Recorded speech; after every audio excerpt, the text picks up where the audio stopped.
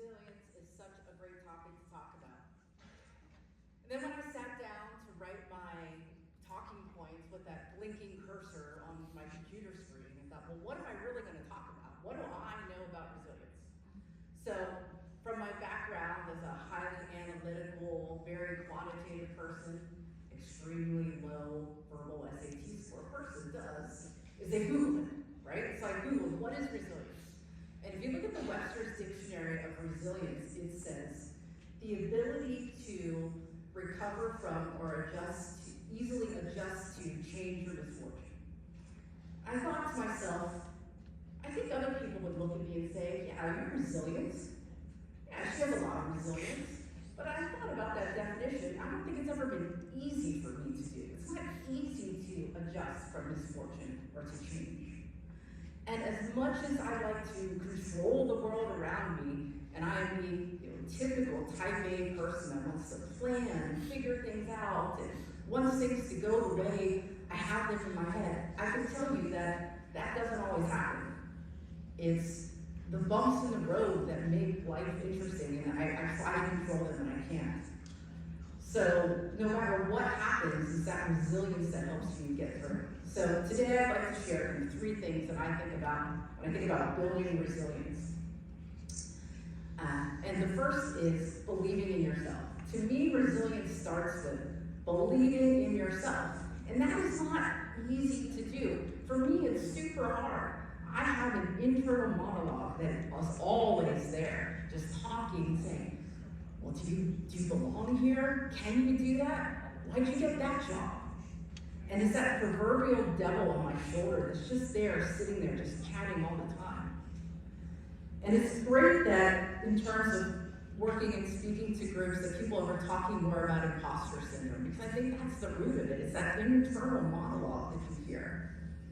And it's hard to get that devil just to be quiet on your shoulder. And so what I've started to do, what I've done throughout my career, is thinking about not can I, because a lot of times we're like, can I do this presentation? Can I go to this meeting? Can I walk into this room? It's changing that to I can. I can be here today on the stage and do this presentation. I can go out and run the marathon. I can go to the board meeting and be successful. And just that little change of inner monologue, I think, helps a lot.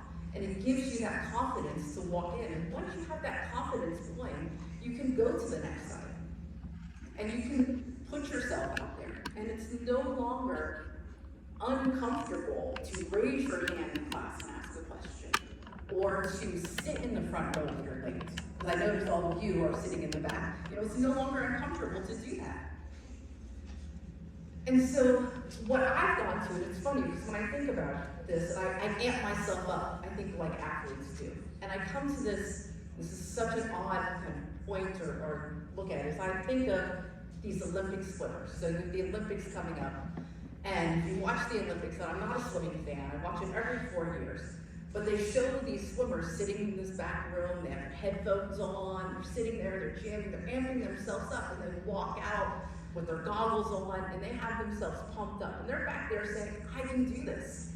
It is something I take to do before every big meeting, before every presentation. While I was just sitting there, telling myself, I can do this.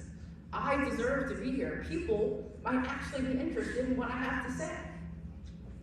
And then from a women's point of view, and it's something I'm passionate about women in the corporate world, from a woman's point of view, I don't think it's just that inner monologue. It's not just the mental, I can do this. It's also the physical. When I walk into a room, my head held high, my shoulders back, with a purpose, looking people in the eye, speaking clearly.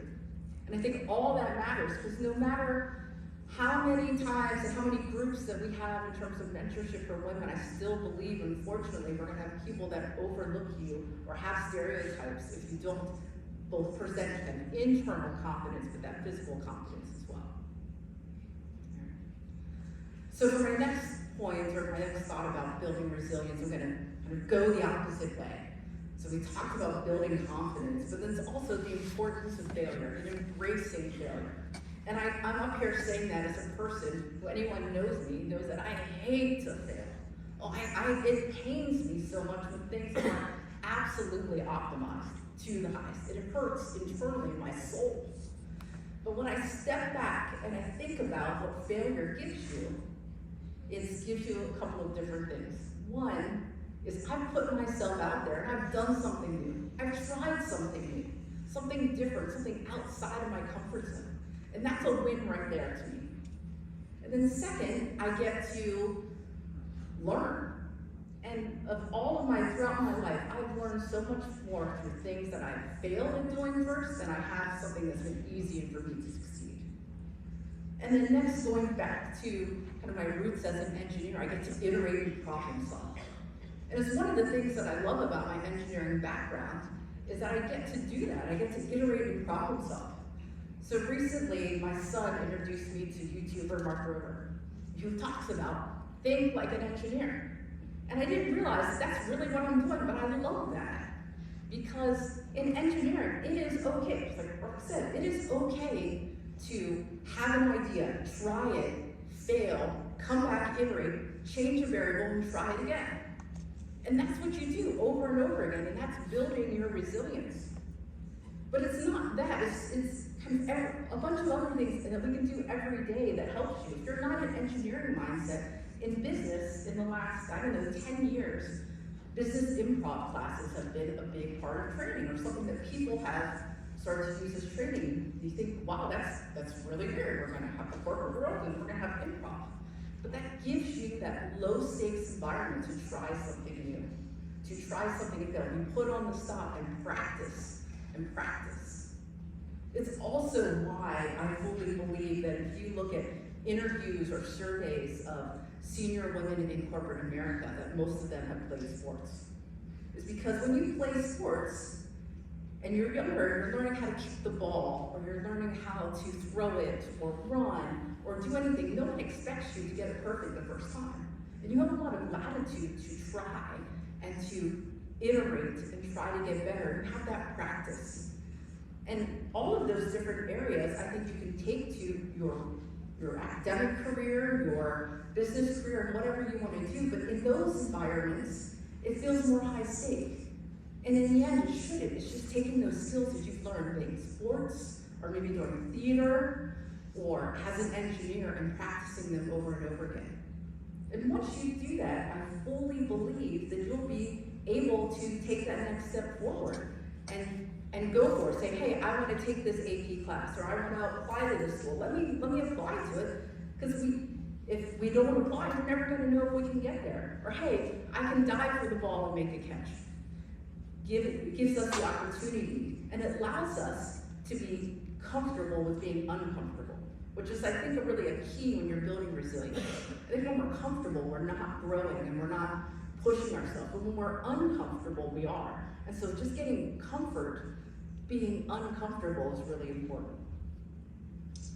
And so the last, kind of my three-legged stool that I'll talk about is meditation. And if you know me, if you really know me, you would say, she's talking about meditation, really? That's crazy. And if someone asked me, do you meditate a few years ago, I would say, no. Have you met me? I don't meditate. That's just not at all what I do. But when I step back, and again, I go to the dictionary about what meditation is. Meditation is the act of clearing your mind using a mix of mental and physical actions. And I look at my day every day, and I look at what I do every day, and I say, I absolutely meditate, but it's not called meditation. My meditation every day is my morning workout. 6 days a week, 5:30 in the morning, 30 minutes, 90 minutes, 6 days a week. That is my meditation every day. It gives me all of those qualities. Clears my mind, relieves all my stress and anxiety, makes me a happy, better person. It helps my memory. It helps me sleep better. And that's what you need when you think about building resilience, because those first two things I talked about are hard. It is hard pumping yourself. For me personally, it is emotionally exhausting for me to pump myself up all the time and tell me I can And it's hard to fail, it hurts. So you need that other leg of the stool to bring it together when you're building resilience. And that meditation doesn't have to be, just like for me, doesn't have to be what you see in a movie theater. And what you picture in your mind, it could be whatever works for you. It could be running, like me, or working out, or it could be writing, or walking your dog, or hiking, or whatever it is. It's just important that you find it so that you have that release while you're building resilience, because it is hard. Those setbacks you have are hard. Now I'll take a couple minutes to talk a little bit about resilience in corporate America as a woman, because I'm something I'm very passionate about overall. And so if we just level set where we are in terms of women in the workforce and in more corporate type careers. Just over 50% of our college graduates are women. Just under 50% are women in terms of entry level in terms of corporate America. When we go to grad school, just about 40% of grad school, business school graduates from MBA programs are women. And then as you move up the ranks, the numbers get smaller. So at the VP level, just over 30%, and in the C-suite, in the mid to high 20s.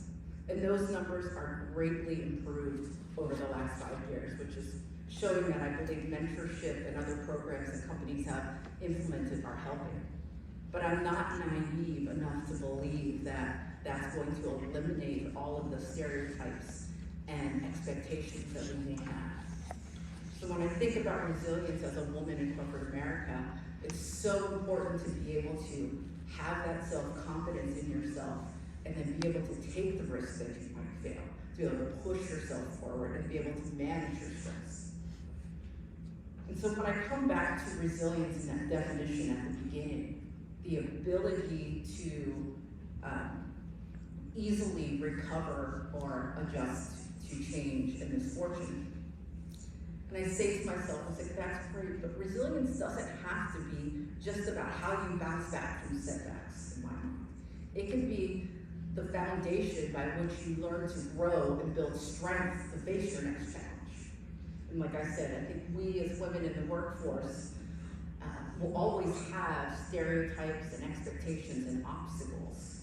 But I truly believe that if we believe in ourselves, take risks, embrace failure, find the power of me time, that we'll be able to face and build success going forward. So let's not let resilience just be the item we use to recover.